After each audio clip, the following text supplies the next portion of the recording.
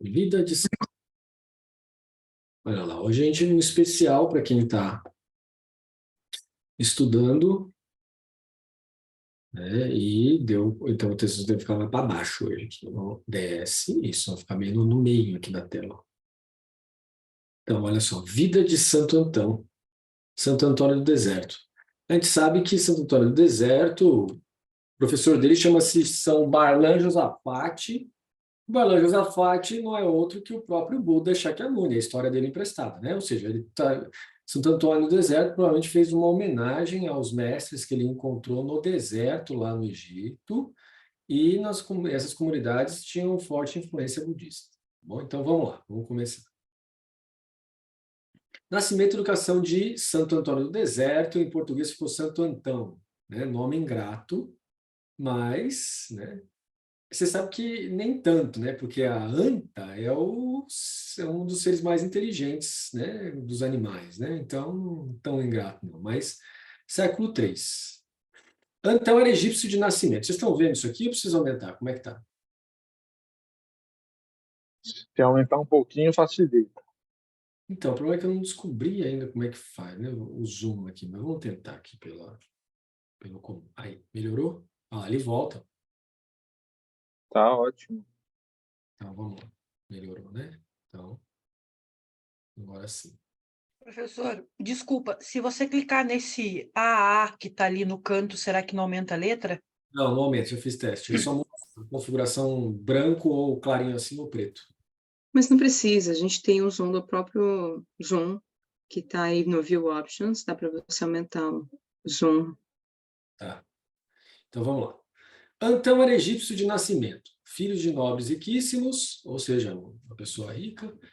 Eles mesmos cristãos educaram-no cristamente, ou seja, né, nesse período aqui, pelo jeito, no século III, nós não temos ainda a igreja como sendo a igreja do Império Romano. Nós temos aqui num período que a igreja vai demorar pelo menos aí uns 150 anos para chegar aos 150 ou mais, para chegar ao nível de ser uma religião imperial. Filho de nobres riquíssimos, eles mesmos cristãos educaram-no cristamente. Enquanto criança foi criado com os pais, não conheceu nada fora eles e a casa. Ou seja, né, um menininho assim, meio, né, controlado, né? Vocês reparar que tem um pouco de Buda aqui? Não conheceu nada além deles e a casa. Parece o Lalita Vistara, né, o Buda Charita e outros que falam que o Buda também era um menino super controlado, né, pelos pais. Né? Crescendo e avançando em idade, não quis aprender as letras para evitar a companhia de outros jovens. Todo o seu desejo era... O que eram as letras nesse período aqui? Letras aqui era o estudo, né? Se não me engano, era de... Você tinha aí 4 matérias, né? Dentre elas tinha gramática, tinha a língua, tinha matemática e tinha mais uma que eu não entro, ofícios e artes gerais, uma coisa assim. Né? E ainda tinha medicina também, mas não quis aprender lá. Então, o menino mais quieto, né? Todo o seu desejo era, como está escrito, de Jacó viver somente em casa. Menino caseiro. Ia com os pais à casa do Senhor, ou seja, né? Ia até a igreja. Veja que eles chamam de a casa do Senhor, não chamam de eclésia ainda. Enquanto criança, não foi preguiçoso. Avançando em idade, não desprezou os pais, mas era-lhe submisso. Atento às leituras, conservava interiormente seus frutos. Temos aqui um paralelo com a infância de Jesus, né? Que Jesus crescia e se desenvolvia e era submisso aos seus pais, mas ele era submisso aos seus pais em função daquilo que aconteceu quando ele tinha 10 anos de idade, que ele deu um vaza lá correu lá para o templo de Jerusalém e os pais ficaram 3 dias procurando ele até que encontraram, né? Lá no templo de Jerusalém. Se era 3 dias mesmo ou menos, a gente não sabe. Se isso é uma construção literária para fazer uma ênfase em algum elemento do texto, mas, enfim, ficou na tradição que eram 3 dias. Né? Então, aqui não fala de 3 dias, mas fala que ele era submisso. Né? Ou seja, naturalmente tem uma propensão do tipo de cristianismo que o autor, que é Santo Atanásio, está querendo mostrar. Né? Atento às leituras, conservava anteriormente seus frutos. Ou seja, atento às leituras. Muito diferente do modelo que nós temos atualmente, vocês não acham? Sim ou não? Porque atualmente o cristianismo neopentecostal não gosta de ler nada. Não gosta de ler, Tem católico também que não gosta de ler nada, né? Católico que acha que o Espírito Santo fala direto no coração, não gosta de ler nada, né?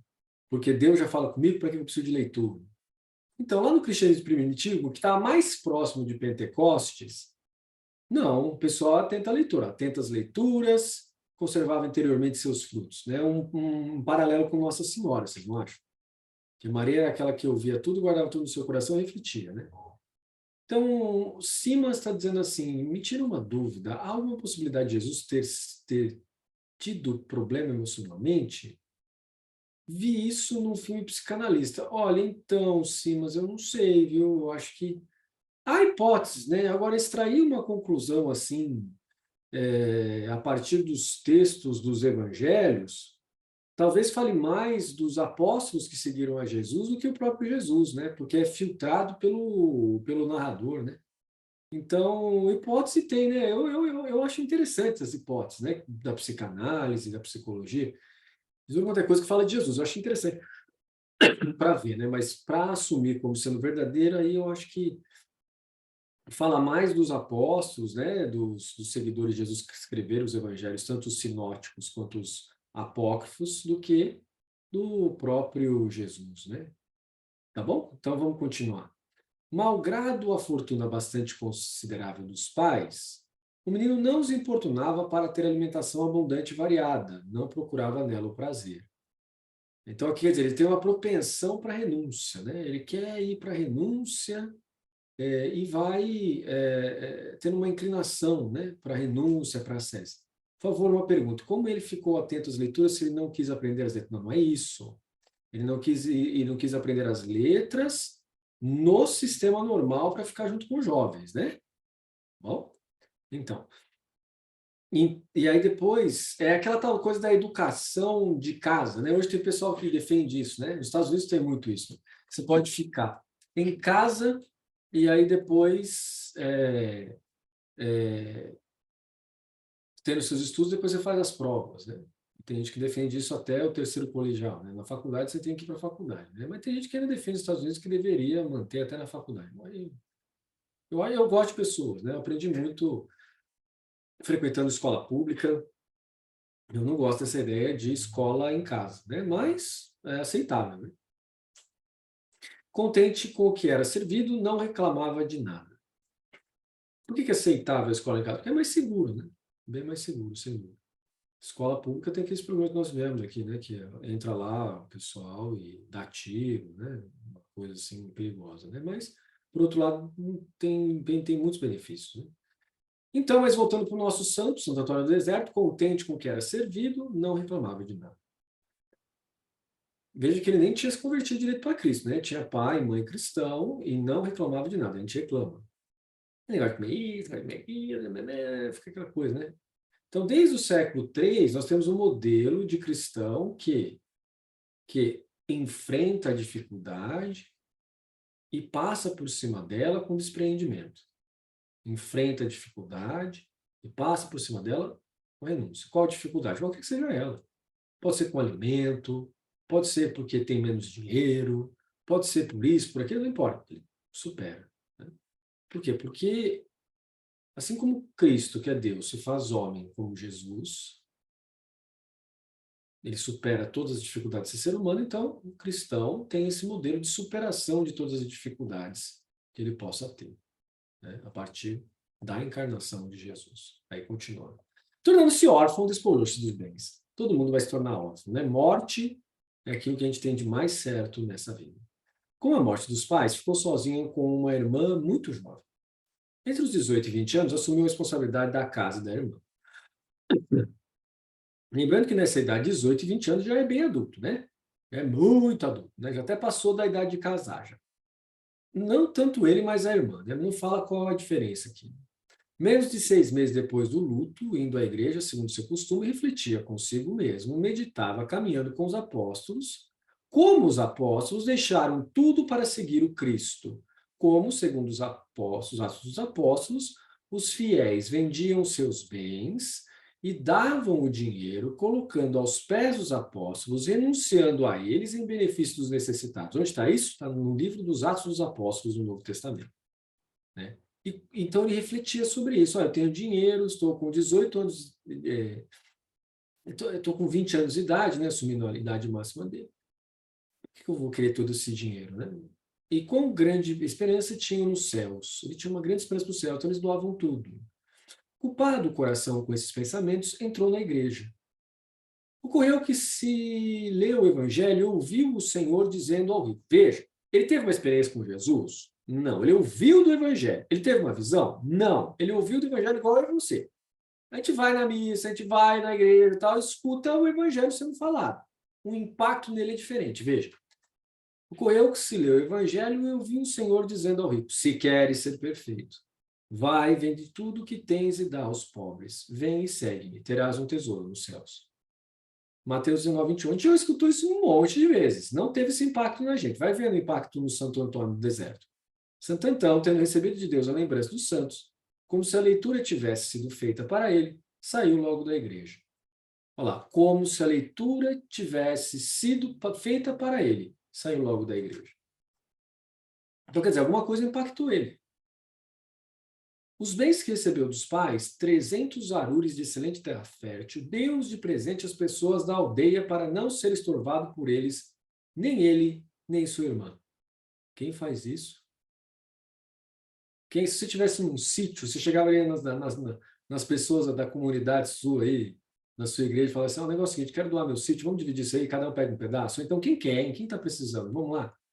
Entende? O que ele está planejando com isso? Ele está planejando virar uma vida de asceta, né? Uma vida de monge. Né? Vendeu todos os móveis e distribuiu aos pobres todo o dinheiro recebido, salvo pequena reserva para a irmã. Por que está mostrando isso no texto? Provavelmente a irmã falou: mas eu não quero ser monja. Ele falou: não, tudo bem, então eu te deixo uma reserva. E eu não, eu quero dou tudo, não quero mais nem saber. Você vê que ele passou 6 meses do processo de luto. Ele já era cristão. Lembra, aqui a igreja não é oficial. Aqui a igreja não tem estatuto de império. Você não está seguindo sendo cristão. Você pode ser morto. Nós temos gente no Império Romano que mata cristão. No Egito, a gente não sabe muito bem como é que é, mas a gente sabe que é um território ali que também não é tão simples assim de ser vivido. Então, pode ser que estivesse numa situação complicada também. Mesmo assim, ele encara toda essa situação de perseguição, de não compreensão, doa suas coisas aos pobres, reserva um pouco para a irmã, não fala que é pobre, fala que é a pessoa da comunidade para ninguém estorvar ele. Veja que ele está querendo sossego. Né? Então, continuando. Início da SES, no ano 270. Entrando na igreja outra vez, ouviu no evangelho o Senhor que dizia, ouviu no evangelho, ou seja, um padre leu o evangelho. Provavelmente leu em copta ou em grego. Não vos preocupeis com o dia de amanhã. Mateus 6,34. Veja o impacto. A gente já escutou isso, tem gente aqui como eu, desde criança. Não teve esse impacto na gente. Não suportando mais, distribuiu aquela reserva aos pobres. Recomendou sua irmã a virgens conhecidas e fiéis. Virgens aqui não é no sentido sexual. Virgens aqui é no sentido de pessoas consagradas a Jesus que não vão se casar mais em função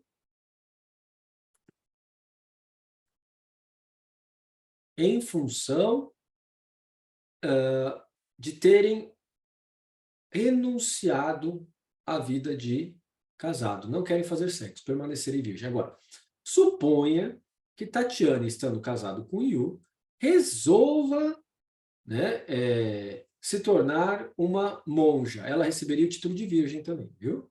Então, o título de virgem não quer dizer que não conhece sexo, significa que se consagrou ao Senhor, tal como aquelas virgens que estavam esperando pelo noivo. É uma comparação com aquelas pessoas ali daquele evangelho que foi tomado de uma maneira expansiva, tá bom? Então, virgindade, vamos com calma, não é aquela coisa da Idade Média, que é século III. Né? Então, Simas coloca assim, pode-se de fato dizer eu e Deus somos um, mas a conexão nunca se rompe. Simas, assim, ó, não é que você e Deus é um só. Você é um filho adotivo de Deus. A sua natureza humana não mudou. Então, você e Deus não são um só. Tem uma barreira natural entre você e Deus, que é a sua natureza criada. Deus é incriado, você foi criado. Você é composto de forma e matéria. Deus é só forma e Forma porque a gente diz que é forma, porque na verdade ele é inefável, né? Então ele está muito assim, é muito diferente uma natureza da outra. Mas em função do amor de Deus, que é o Espírito Santo, que extrapola os processos internos da Trindade e chega até todas as suas criaturas, sim, você pode dizer que você nunca é abandonado por Deus. Bom, então nesse sentido, o seu amor por Deus e seu amor em Deus se te torna um só, não no sentido natural, mas no sentido da vontade, da disposição com Deus, quando você se move para responder ao amor dele. Bom, é nesse sentido, sim. Então, continuando, não suportando mais, então recomendou sua irmã a virgens conhecidas e fiéis, colocou-a numa casa de virgens para aí ser educada. Agora, vamos lembrar aqui que nós estamos no século III. Mulher tem direito aqui? Mulher é coisa, hein? Vamos com calma aqui, hein? Não vai aí, não, porque ela tinha direito, tinha que sair, tinha que fazer as coisas. Aí morre, entendeu? Vai ser vendida como escrava. Toma uma porrada e vendida como escrava.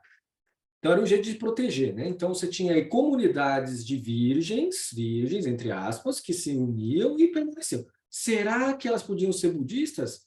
Não está falando que é cristã. Mas, quando diz o termo virgens, é cristão, entende? Então, fica dúbio, mas é um modelo. Esse modelo pode muito bem ter sido tirado das sangas budistas, sem dúvida alguma, ou de outras comunidades religiosas que estavam em volta. Quanto a si, fez o aprendizado da ascese diante de casa, atento a si mesmo e submetendo-se à rude disciplina, ou seja, autodidata. Mas não é bem assim. Ele vai começar a fazer isso sozinho e vai descobrir que não dá. Fica vendo aí, Fernando. Vai falar, não vai dar. Olha lá. Ele fica sozinho em casa, vai fazendo e tal. Então, veja, uma das coisas mais legais que tem quando a gente estuda os santos antigos é que eles não têm problema com a solidão. Vocês repararam? Eles gostam da solidão.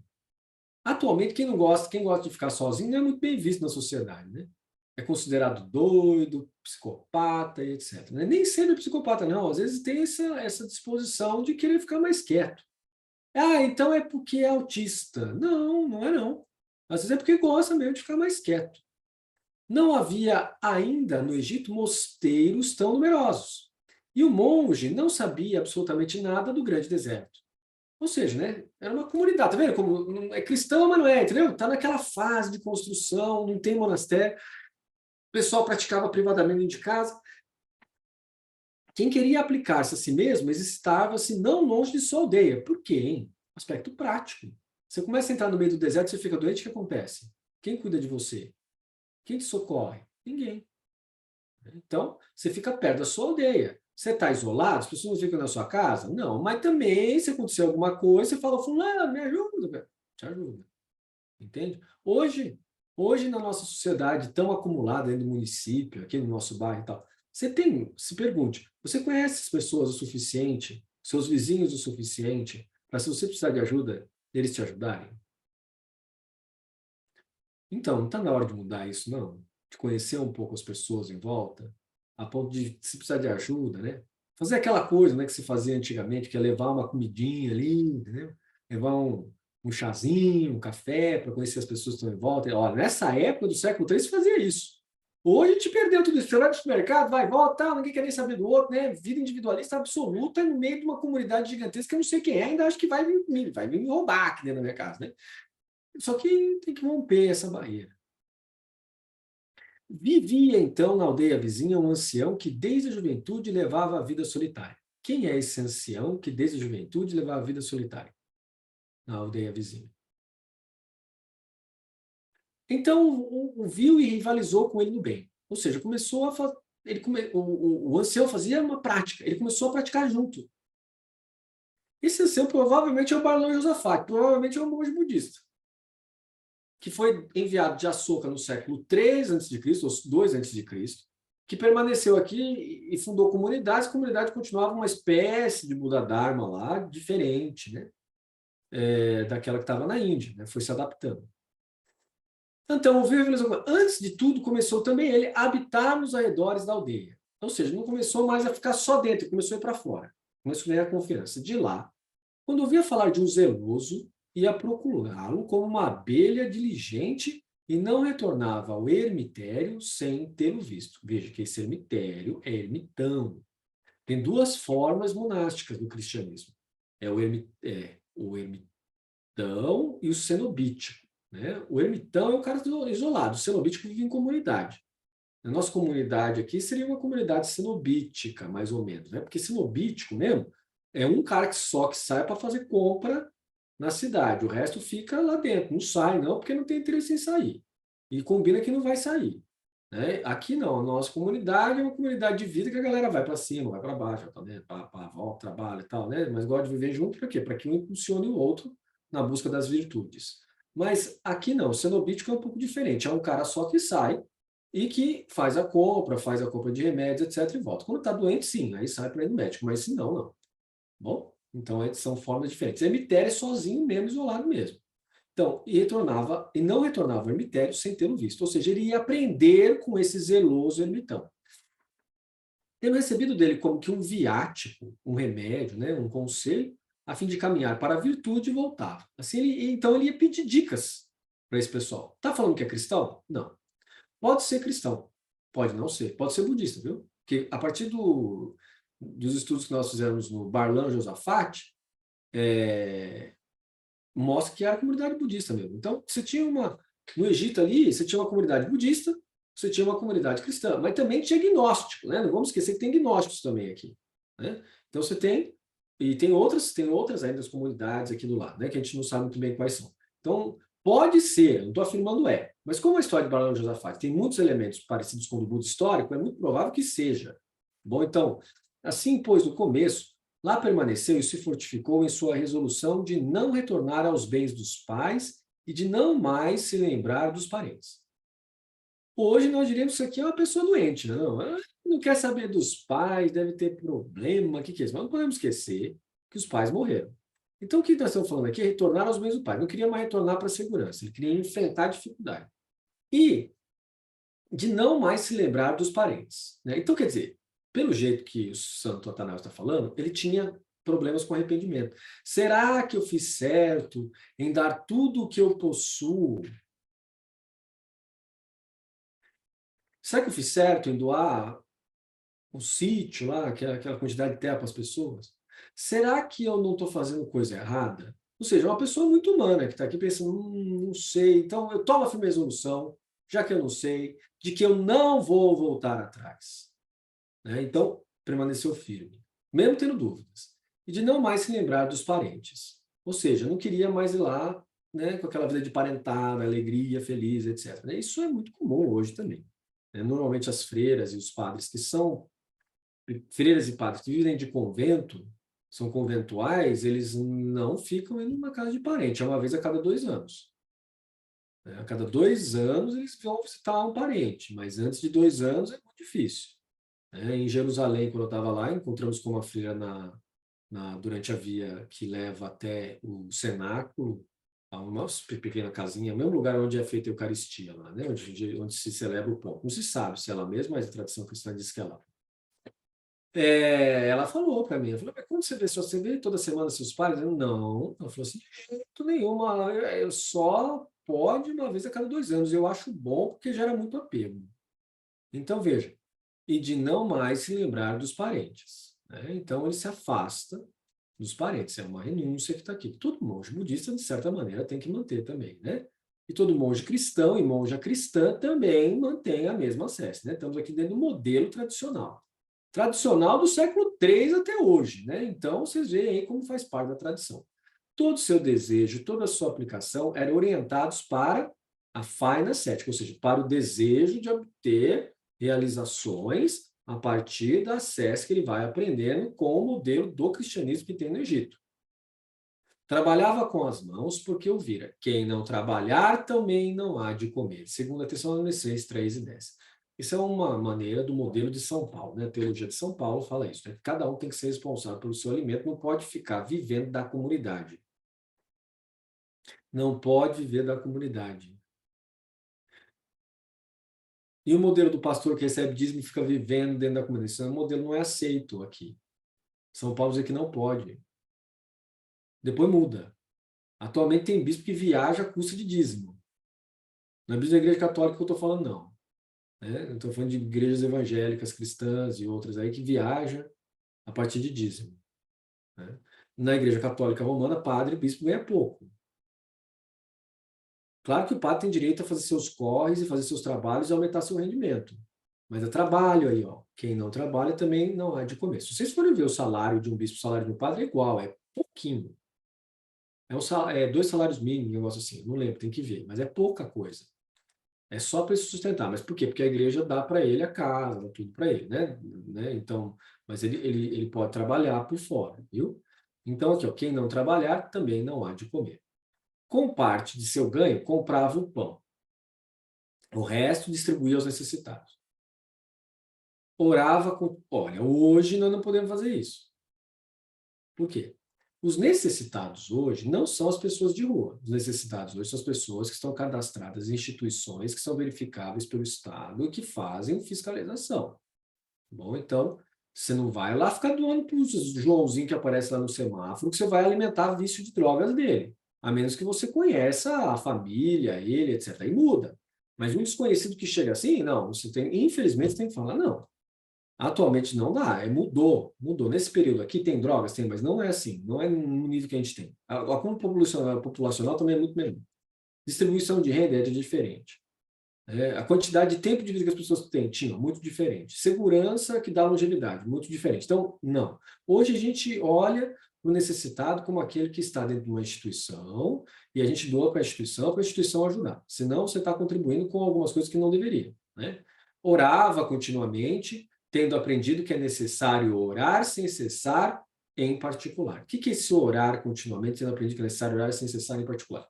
A função que nós temos no budismo na meditação é a função que nós temos aqui na oração cristã, que é o quê? De lembrança dos ensinamentos de Cristo e de aplicação dos ensinamentos de Cristo na nossa realidade, seja ela individual ou comunitária. Individual porque nossos sentimentos, nossos desejos, né? Nossas fobias, nossas ansiedades, etc., tem que ser interpretadas e conduzidas no modelo cristão dentro dos ensinamentos de Cristo. E como eu disse por cima, o modelo de Cristo não é de Cristo mesmo, é dos apóstolos. Por isso chama católica apostólica romana. Porque esse apostólico é porque não é de Jesus diretamente. Porque não tem como ser de Jesus diretamente. De Jesus de maneira indireta, de acordo com a tradição que vem dos relatos dos apóstolos. Certo? Ok?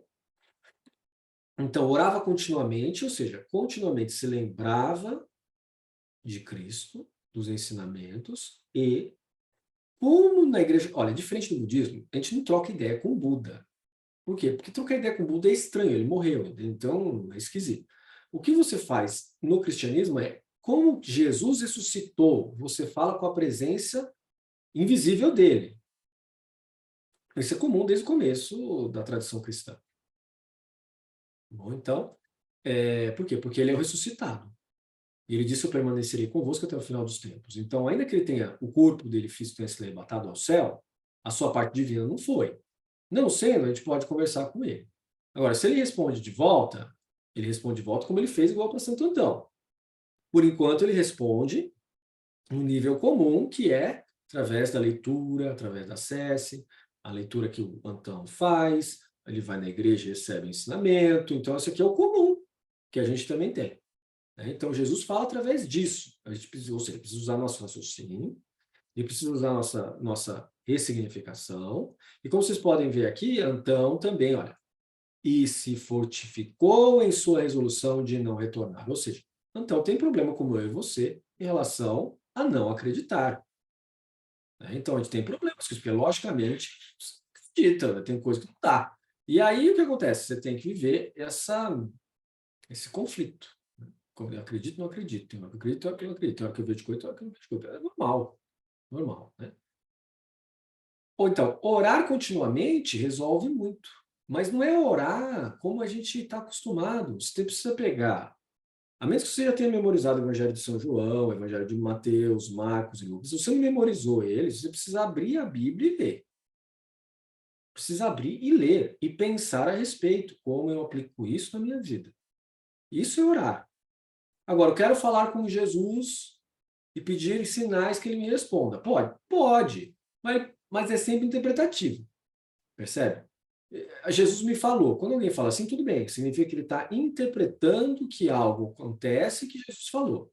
Sua mente, que é uma mente meio assim, descrente, vai falar assim, mas pode não ser. E ela está correta, pode não ser. Bom, então, quem sabe disso aí é quem recebe a coisa. Agora, pode ser que eu esteja ficando esquizofrênico? Pode. E agora, como é que eu vou saber? Não tem como saber. Agora, a resposta está na comunidade. Você e eu permanecemos em comunidade e acompanhamos todo mundo junto. Se o nosso comportamento começa a ficar um comportamento, todo mundo começa a falar, ó, uma coisa está errada, uma coisa está errada, então a gente corrige. Não, mas eu tive a impressão que Jesus está me falando para ir para esse lado. Pode acontecer? Pode. Mas se toda a comunidade dizendo, olha, está errado esse lado, vamos pensar em termos de conduta moral e conduta ética, então a gente tem que mudar. Agora, de elementos de teoria, aí já é mais complicado, mas também não cabe aqui, porque o Santo Antônio está treinando, né?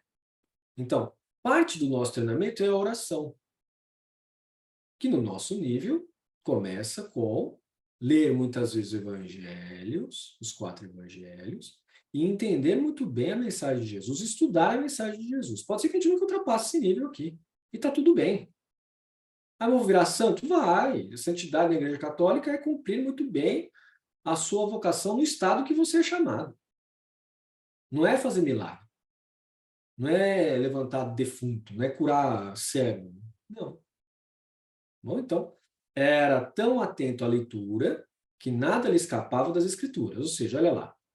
A fase meditativa e de estudos, de reflexão, procurando o conselho dos mais velhos, procurando o conselho de professores, trabalhando, se disciplinando, tá vendo? Olha como é interessante esse texto, né? Era tão atento à leitura que nada lhe escapava das escrituras e a memória lhe fazia, às vezes, de livros. Em outras palavras, né? Como era pobre, usava a memória. Onde ele pegava o livro? Provavelmente desses professores que ele tinha aqui, ele ia lá, lia com eles, ficava memorizando até pegar e ia para casa. Ou seja, isso é um bom parâmetro para a gente que fica reclamando que não tem condições. Ah, não tenho condições, eu não tenho inteligência, não tenho isso, não tenho aquilo, não tenho dinheiro, não tenho conforto. Aí, Antônio do Deserto vivia como um pobre, não tinha nem dinheiro para livro. E se esforçava. Isso aqui mexe com a gente, isso fala com a gente, né? Mas vou reclamar menos, né? Tenho que reclamar menos. Por quê? Porque tem mais condições do que ele. Então, tenho que tomar a firme decisão de trabalhar mais a mim mesmo, fazer mais ainda. Se tenho mais condições, devo aumentar e intensificar o meu treino. Aí, continuando. Instruiu-se junto de outros ascetas e se esforça por imitar suas virtudes. Olha lá. Sempre trabalhando junto com os outros. Outros ascetas. O que é o asceta? O cara que tem disciplina. O que é o asceta? Aquele que renuncia à sociedade para ter disciplina espiritual, para se dedicar àquilo ali. Todo mundo pode ter grau de ascetismo na vida. Você não precisa ser um asceta radical como o Santo Antônio, mas começa a ter outros níveis de ascetismo. Como, por exemplo, quem vive em comunidade tem nível de ascetismo, em comparação com quem não vive dentro da comunidade. Por quê? Porque quem vive dentro da comunidade tem que suportar os outros. E isso é renúncia de si mesmo. Quem vive na sua casa individualmente, menos renúncia. Por quê? Porque não tem que ficar suportando os outros nas suas maneirismos todos os dias. E não tem como dizer, ah, não, eu também sou igual. Não, no requisito de estar como ser humano, de estar dentro do pecado, de estar dentro das misérias da condição humana, etc., sim, igual. No requisito de esforço pelo acesso, não dá, né? Não tem como comparar uma coisa com a outra, né? Isso é muito diferente, certo? Então, continuando. Comportando-se assim, Antão era amado de todos. Veja, o que ele fazia? Procurava o conselho de professores, procurava o conselho de irmãos ascetas. O que ele fazia? Orava continuamente. O que ele fazia? Trabalhava continuamente. Incomodava as pessoas que estavam em volta? Não. Causava distúrbio nas comunidades? Não. Memorizava os textos, usava o seu tempo para memorizar textos? Sim. Orava continuamente, fazia reflexão contínua? Sim. Tentava ajudar todo mundo que estava em volta, pelo jeito também. Então, temos aí um super modelo e por isso as pessoas amavam ele. Por quê? Porque é uma pessoa muito prestativa, muito interessante para ficar perto dele, porque é um modelo de virtudes, não um modelo de perturbação, né? Submetia-se de bom grado aos zelosos, olha lá, eles chamam de zelosos ascetas, que ia ver, submetia-se, significa, o que eu preciso fazer para melhorar? Faça assim, assim, assim, assim. Ele ficava, não, você, porque você não sei o quê, porque você não sei o que não, porque você faz isso com os outros, não faz comigo. Você fala, não, submetia-se de bom grado aos ascetas que ia ver e se instruía junto deles na virtude e na acesse próprias de cada um. Ou seja, o Antão era um cara inteligente. Chama ele de Antão, mas ele era super inteligente. Ele conseguia determinar, esse cara é bom nisso, vou aprender isso. Aquele outro ali é bom naquilo, vou aprender aquilo que ele é bom. Aquele outro ali é bom pra caramba naquele outro negócio ali, também vou aprender com ele. Certo? E as coisas que os caras eram ruins? Ele ficava falando assim, ele é pior que eu, olha lá. Ele é pior que eu. Aquele lá não é tanto quanto eu. Aquele ali é melhor. Não, não. Não é a característica de um asceta. O asceta vê em si mesmo o problema e corrige. Ele não fica dizendo eu sou melhor do que os outros, não fica se comparando com os outros, não fica competindo com os outros, não fica dizendo que é melhor para dar desculpa para si mesmo. Então, a conversão do coração envolve essa renúncia de ficar se comparando com os outros. Arrependei-vos e crede no Evangelho é o terceiro mistério da luz do rosário. E lá está escrito assim, mistério da proclamação do Evangelho por Jesus, que começa com a frase em Marcos, assim, arrependei-vos e crede no Evangelho. Converta o seu coração por acreditar no Evangelho. O Evangelho é o próprio Cristo. Então, se a gente não lê os Evangelhos um pouquinho todos os dias, está viajando fortemente. Eu li o Evangelho, não entendi. Como eu faço? O primeiro passo é procure por santos comentando. Santo Agostinho comentando, Santo Tomás de Aquino comentando. Tem tantos outros santos que comentam também, São João Crisóstomo, tem vários. Comentam os Evangelhos, né? Procure por eles. Depois, segundo passo, compare aquilo que Jesus fala com a ciência atual. Você é uma pessoa do século XXI. Você não está vivendo na época lá de trás. Então, você pega e fala assim, ó, aqui fala para eu amar meus inimigos, certo? O que será que a neurociência, a sociologia e todo esse pessoal fala sobre essa coisa de gostar das pessoas? Você vai atrás e começa a ler. Você vai ver que os evangelhos estão falando coisas muito interessantes e que bate com a realidade da ciência. Bate no sentido de vai a favor, não vai contra. E aí o que acontece? Você ganha um fortalecimento.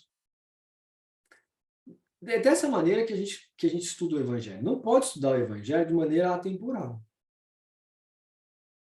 Tá bom? Então, escolher um tópico, vai atrás. Primeiro momento, li. Entendi? Eu acho que entendi. Mas mesmo assim, aperfeiçoo isso com a leitura da vida dos santos. O que eles comentaram sobre essa passagem do evangelho? Onde a gente vai para procurar isso? Na patrística. Gênero literário chamado patrística. Procura. Tem em espanhol, muito mais do que em português. Em português tem bastante coisa, mas em espanhol tem muito mais. E graças aos nossos amigos dominicanos, né? Vocês fazem parte, a maioria de vocês faz parte da Academia Dominicana, né? Porque vocês têm votos temporários agora na ordem de São Domingos. Quem não tem, pode fazer. É só procurar a gente e falar, eu quero fazer a caminhada dominicana. E a gente dá um jeito de colocar você para dentro. Né? Então, você fazendo a caminhada dominicana, depois de um certo tempo, você tem os votos temporários. Depois de 2 anos, os votos definitivos. Né? Se você se sentir bem, se você se sentir preparado, aí é voto definitivo. Certo? E aí você tem o resto da vida, você é da família dominicana, da família de São Domingos de Gusmão. Ok? É legal isso aí, vocês não gostam? Eu gosto de estar fazendo parte de uma identidade, de ter uma história, né? Não gosto de ser uma criatura aleatória, né? Assim, tipo, não tenho, né? Sou católico, tá? Ser católico, qual? Diocesano, ótimo, legal, mas eu gosto de fazer parte de uma ordem, eu gosto de ter uma substância para eu ler, entendeu? Tem que ter subsídios para eu ler, né? Tá bom? Então, eu gosto da ordem dominicana, não posso falar nada, sempre gostei, sempre li São Tomás de Aquino, Santa Catarina de Sena, né? Agora estou me aprofundando na espiritualidade de São Domingos de Gusmão, que é muito interessante também, o fundador da coisa toda. Não é à toa que grandes pessoas como Santo Tomás de Aquino, São Tomás de Aquino e Santa Catarina de Sena,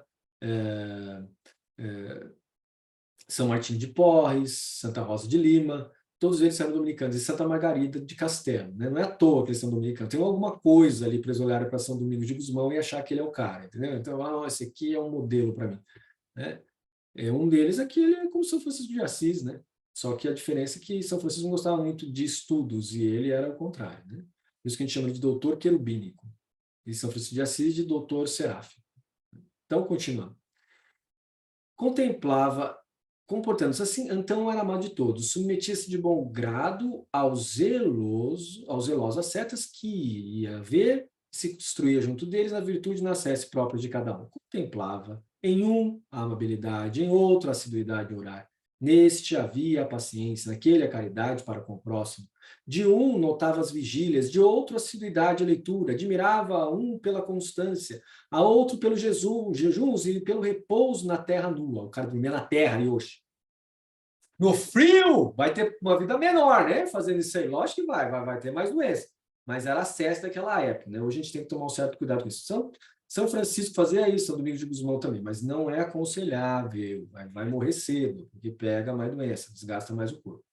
Agora, para que tudo isso? Para dominar a mente de reclamação, para dominar a mente que quer conforto, para conseguir superar essa mente que gosta de dizer assim, ai, não, eu tenho que dormir à noite das vigílias, para passar aquele incômodo. Sabe aquele incômodo que você passou a noite assim, ó, estudando, e no outro dia você fica assim, ó, né, fica mal? Então, é esse domínio sobre isso. Não deixar a mente ficar zangada, irritada, descontrolada emocionalmente, né? Aí você se submete a situações onde se exige isso de você. Né? Então, isso é acesso.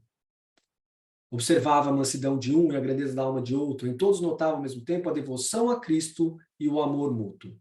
Tem algum momento ele falando assim, a um ele notava que era pior que ele, a outro notava que era não sei o quê, a outra notava que não sei o quê, que o cara é pior, que o cara não tomava banho, que o outro não limpava a unha, que o outro não limpava a pia. Não, veja, ele olha para as virtudes. Isso é marca de quem está progredindo no caminho. Quando você começa a olhar para os defeitos dos outros e começa a se comparar dizendo que você é melhor, você foi pro buraco já. Impossível avançar. Impossível. Então, a gente precisa notar claramente o que acontece na nossa mente. Eu estou me comparando com os outros. Em relação às virtudes, eu noto as virtudes do Yoshi, eu noto as virtudes do Rodrigo Serafim, ou eu fico vendo como isso, defeito, aquilo. Se eu comecei a notar que minha mente está indo para o lado das reclamações, dizendo que o outro é pior do que eu, porque o outro não é melhor, porque o outro não é melhor, porque o outro não é melhor, caiu no buraco. O que tem nesse buraco? Problemas. Não vai melhorar nunca. Caiu no buraco cheio de espinho e, às vezes, a parede do poço onde você cai está cheio de graxa, não é que você não consegue sair, porque criou hábito. Para romper isso é difícil, então tem que ser desde já. Bloqueia a sua mente quando ela começa a dizer para você que o outro isso, que o outro aquilo, que o outro é pior, que você é melhor que ele, que você é mais ascético, que você faz orações que o outro não faz, que você vai na missa e o outro não faz, que você reza o rosário e o outro não reza, que você é uma pessoa que dá dinheiro para os pobres e o outro. Para essa mente, imediatamente para ela. Olha para dentro daquilo que é bom e que os outros são bons. Se regozija nisso, fica alegre com isso e fala, que pessoa legal. Quando somente fala assim, mas ele tem um carro, que carro? Eu não quero saber do carro dele. Ah, não, ele tem uma casa que eu não quero saber da casa. Ele mora de aluguel, dane-se o aluguel. Porque eu quero saber das virtudes que essa pessoa possui. Certo? Aí, continuando. Sabe por quê? Porque sua mente nunca vai deixar de ver defeito. No sentido de, você nunca vai ficar bocozão, assim, né? A pessoa é legalzinha. Nunca vai ficar poliana. Impossível ficar poliana. Não sei que você tem um parafuso a menos. Você sempre vai notar. Entendeu? Você nunca vai ficar bobão de ninguém também.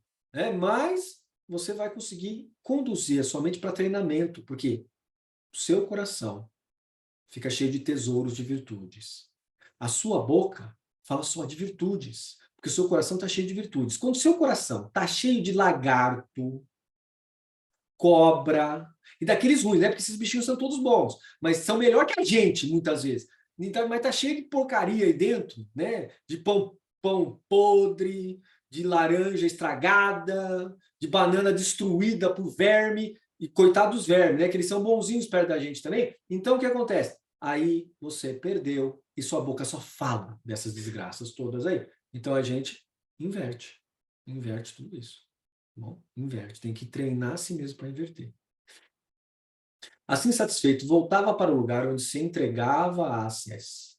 Satisfeito com uma condição que nós hoje diremos assim, não consigo. E ele consegue. Satisfeito Por quê? Porque se treinou a ficar vendo virtude, se treinou a encarar dificuldades, se treinou a renunciar, se treinou pela sesse.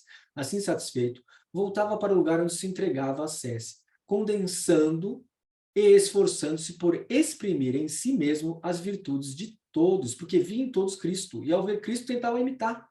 Olha que legal. Nada a ver com aquilo que nós vemos hoje, né? Da loucura. Jesus é quem te dá prosperidade. E o cara tá falando pro seu lado, tá falando pro contrário. Jesus é quem te dá fama. E ele tá indo para um outro lado. Ué, então não estou entendendo mais nada. Claro, porque isso aqui é a origem do cristianismo. O que nós temos hoje aqui é um produto mentiroso, produto fake.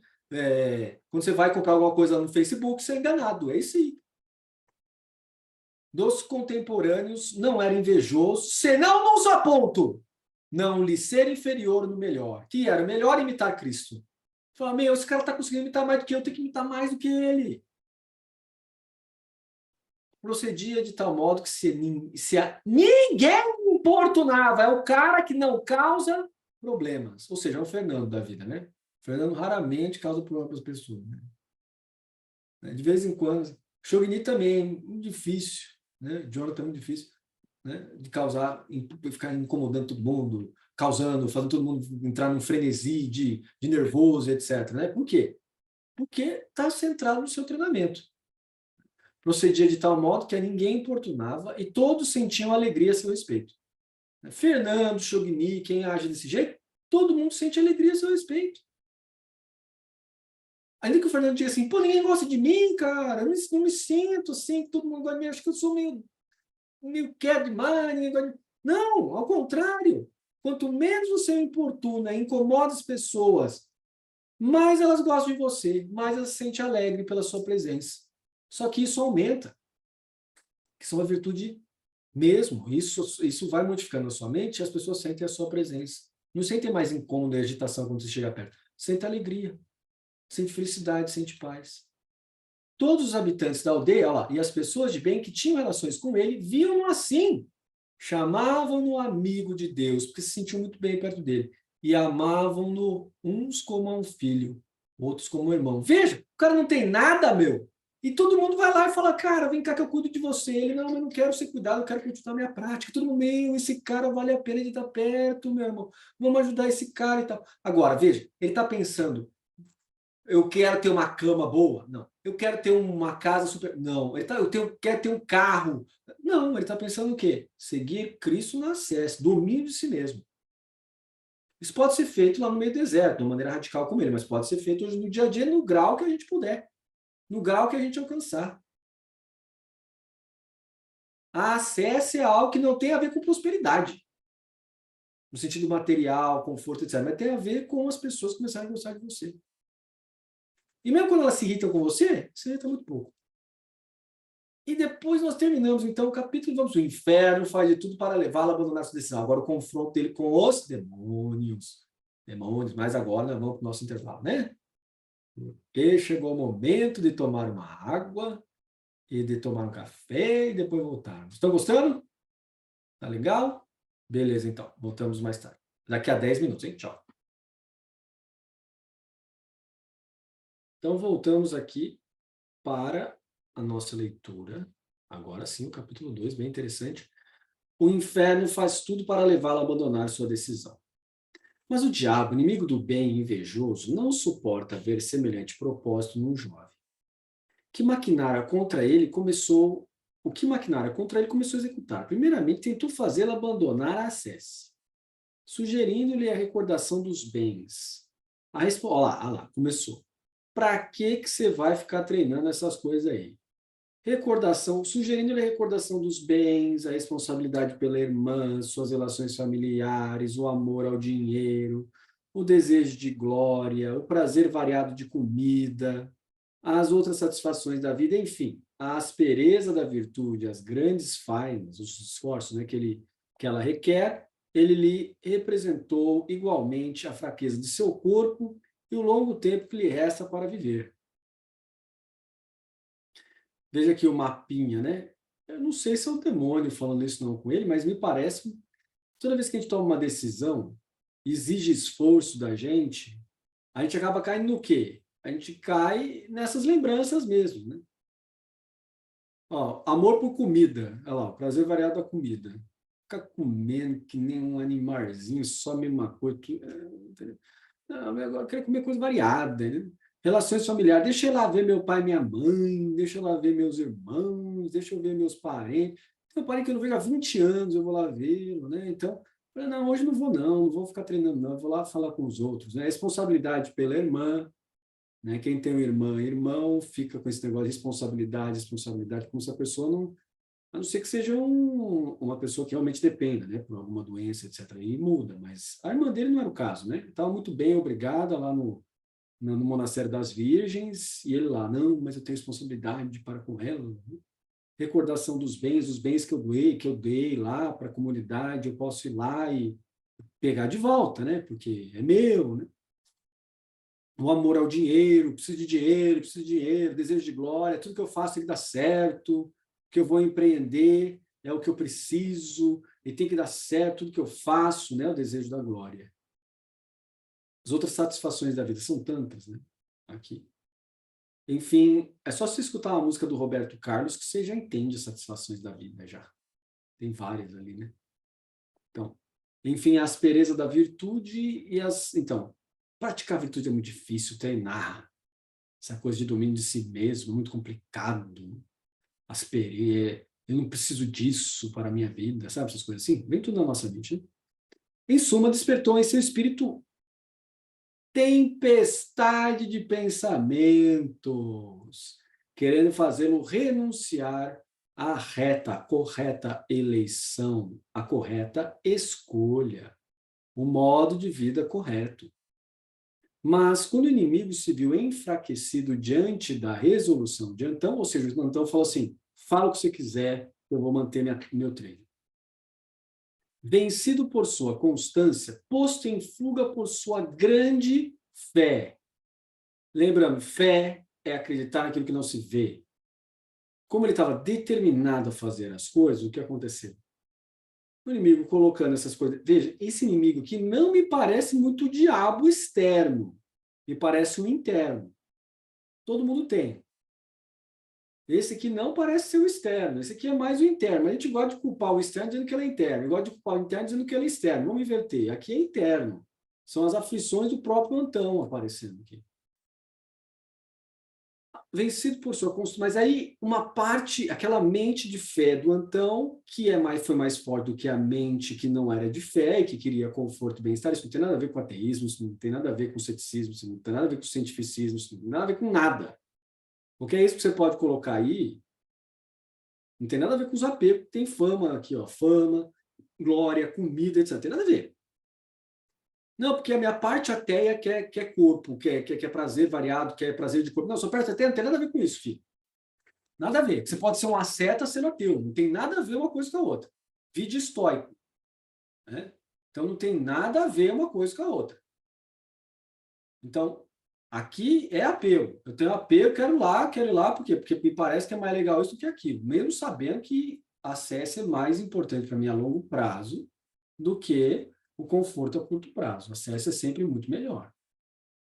Então, vencido por sua constância, posto em fuga por sua grande fé, o quê? O demônio, né? O dele mesmo para com ele mesmo, e sucumbindo às suas orações contínuas, ou seja, olha lá o segredo.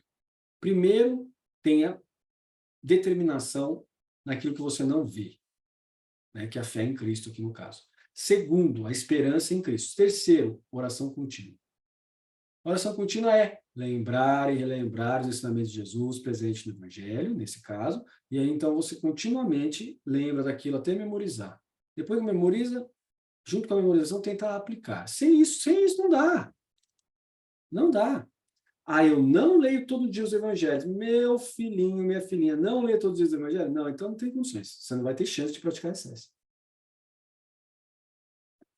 Vocês repararam que está escrito que ele fazia leituras constantes? Sem leitura não vai, filho. Você tem que ler todo dia o evangelho. Tem preguiça de ler todo o evangelho. Então não tem o que falar. Sua acesso é uma piada, né? Nosso acesso vira uma piada. Uma piada para a gente mesmo. Uma máscara para a gente dizer que a gente faz alguma coisa. Às vezes é uma máscara social. Que a gente não se dá bem em lugar nenhum, então tem que ter algum lugar que a gente se dá bem, então a gente se aproveita das pessoas que treinam, então a gente fica lá perto, entendeu? Não vai adiantar. Não vai adiantar. Pôs sua confiança nas armas que estão em umbilico ventris eius. Umbilico ventris é aquilo que está no seu interior, né? Então, deixa eu ver só o que é umbilico ventris eius. Espera aí. É um termo que eu acho que mete a Jó. Deixa eu ver aqui. Esse livro online, esse que é o problema. Deixa eu ver se clicar em cima, será que ele vai? Ele vai. Ó. Trata-se de bimot fortitudo eius, em reines eius, et virtus ilus, em umbilico ventris eius. Vê tua força reside em teus rins, e teu vigor nos músculos de teu ventre. Né? É uma alusão clara à força que a pessoa tem dentro de si. Né? Então, são suas primeiras ciladas contra os jovens. Ele atacou o jovem, perturbando noite e dia. Não consegue dormir. E de dia fica tendo pensamentos deles ali, de glória, de fama, de comida, de ter posse, de ter dinheiro, de ser bem-sucedido, etc. Né?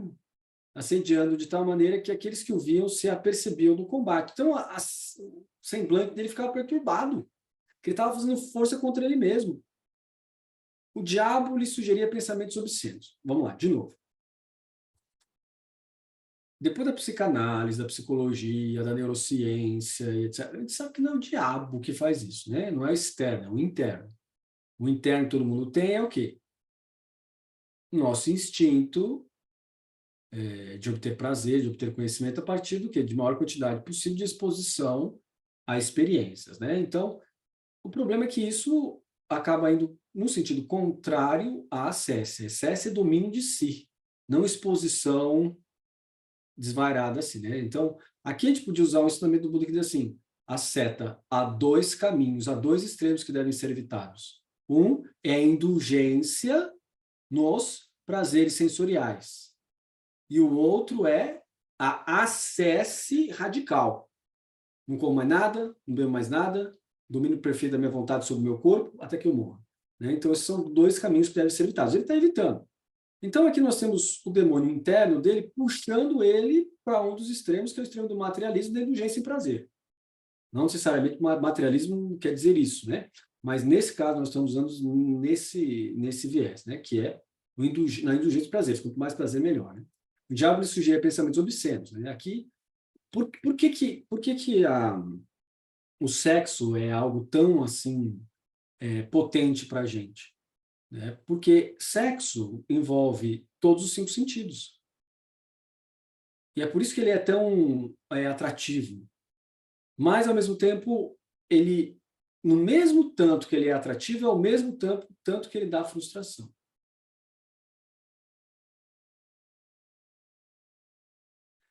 Falando contemporaneamente, tudo que você faz em excesso, o seu cérebro se adapta e já não te satisfaz mais.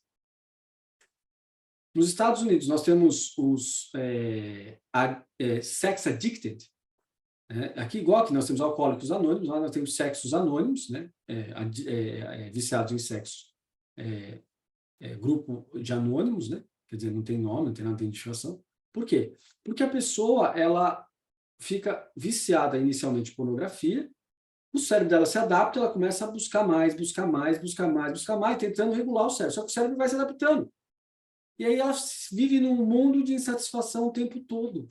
É uma das piores coisas que eu imagino que é uma das piores coisas do universo. Isso é a mesma coisa que alguém que é viciado em drogas, tipo cocaína, querendo cocaína, aí você precisa de mais, precisa cheirar mais, precisa usar mais, até que chega uma hora que você rompe com o seu sistema. Então, esses picos, né, de prazeres, lá nos Estados Unidos, eu presenciei isso, atrapalham o trabalho das pessoas, eles começam a ficar o dia inteiro ligados à pornografia, querem estar ficando com pico de adrenalina vendo outras mulheres e tal, só que a frustração vem por quê? Porque não é possível obter aquelas mulheres que ele está vendo. E quando o cara começa a desembolsar R$3.000, R$4.000 para ter uma experiência com aquela pessoa, só que ele ganha tudo isso? É milionário, por um acaso? Não. E aí o que acontece? Passa mal, começa a perder tudo. Tudo que já tinha pouco, perde tudo de uma vez. E a mente dele não é uma mente de asceta, é uma mente de um viciado. Olha o grande sofrimento que está causando. E que vai causar, não só para ele, como para qualquer pessoa que está em volta. Esse que é o problema. O problema é que nós temos uma regulação natural no nosso cérebro. Ah, não, o problema é na pornografia. Não, o problema não é na pornografia, o problema está no nosso cérebro. O problema não está na cocaína, o problema não está na maconha, o problema não está no êxtase, o problema está no nosso cérebro. Ele se adapta. E quando ele se adapta, ele exige mais. Só que quando ele se adapta, ele exige mais, você começa a ter mais e mais necessidade de condições. E isso começa a atrapalhar tudo que está em volta. E é o pouco de sossego, o pouco de tranquilidade que você tem, um pouco de estabilidade, ele é derrubado. Você vai sofrer mais. E vai arrastar outros juntos com você. Esse que é o grande problema. Porque as pessoas se importam com você, você arrasta ela junto. E qual é o problema com isso? Que você prejudica os outros. E qual é o problema de prejudicar os outros? O problema de prejudicar os outros é que eles vão te abandonar em algum momento. Entende? Ninguém vai ficar te ajudando pro resto da vida. Se você começa a dar uma mancada atrás da outra, uma mancada atrás, ninguém ajuda pro resto da vida. Por quê? Porque ninguém é doido. Pessoa, ela tem que se levantar por si mesma e se sustentar por si mesma. Tem duas pernas para quê? Então, aí é que mora o grande problema da coisa toda, né? Então, olha lá. O diabo lhe sugeria pensamentos obscenos. Então, o repelia pela oração. Olha lá o segredo. Olha o segredo. Qual é o segredo? Muda o foco e vai estudar outra coisa. Combate aquilo colocando outro tipo de informação aí dentro. Nem sempre vai vencer, mas a resistência vai criando hábito e daqui a pouco supera. O demônio excitava. Quem é o demônio que excitava? O externo? Nem tanto, né? O interno, né? O interno ficava assim, nossa, vamos lá, quem é o interno? É o cérebro, meu filho. É o seu cérebro, é o meu cérebro, não tem outra coisa. Ele ruborizava-se, fortalecia o corpo com a fé, as orações e os jejuns. Por que jejum? Por que jejum? Porque acreditava-se nesse período, hoje a gente já sabe que não é bem assim. Hoje até a gente sabe que é o contrário. O coitadinho está achando que vai para o lado certo, vai para o lado errado. O jejum era para fazer cair a pujança sexual. Então você comia menos, ficava com fome, aí ficava fraquinho e você não queria fazer sexo. Hoje se sabe que quando você fica muito tempo sem comer, dá um disparo doido no seu cérebro, ele quer procriar de qualquer jeito, porque ele acha que ele vai morrer. Ele quer disparar o gene para frente. Então, esse negócio de jejum tem que tomar um cuidado grande aqui, porque tem um limite aí. Que aí o cara quer combater o desejo sexual dele por meio físico, quer se alimentando menos, acontece, numa dada faixa. Só que se ele ultrapassar, e para cada pessoa varia aquela faixa, o cérebro dele liga e atua no sentido contrário. À noite, isso durante o dia, né? Durante o dia, ele ficava tendo pensamentos, então, obscenos, relacionados a sexo. E como que ele fazia? Ele fortalecia o corpo com a fé. Né? Ou seja, fortalecia o corpo com a fé, quer dizer que ele fazia exercícios físicos, fazia orações mental, e comia menos. À noite, o diabo miserável chegava a tomar a forma de mulher e limitar os gestos com o único fim de seduzir Antão, mas este, pondo Cristo no coração e meditando sobre a nobreza que vem dele e sobre a espiritualidade da alma, apagava o tição dos embustes do demônio.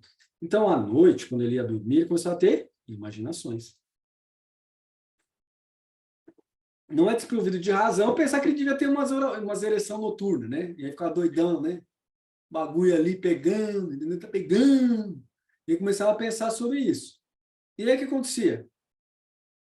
Pondo Cristo no coração, ou seja, primeira coisa, sentimento de estar perto de Cristo. E meditando sobre a nobreza que vem dele, que Cristo conseguiu vencer os demônios, conseguiu controlar a si mesmo.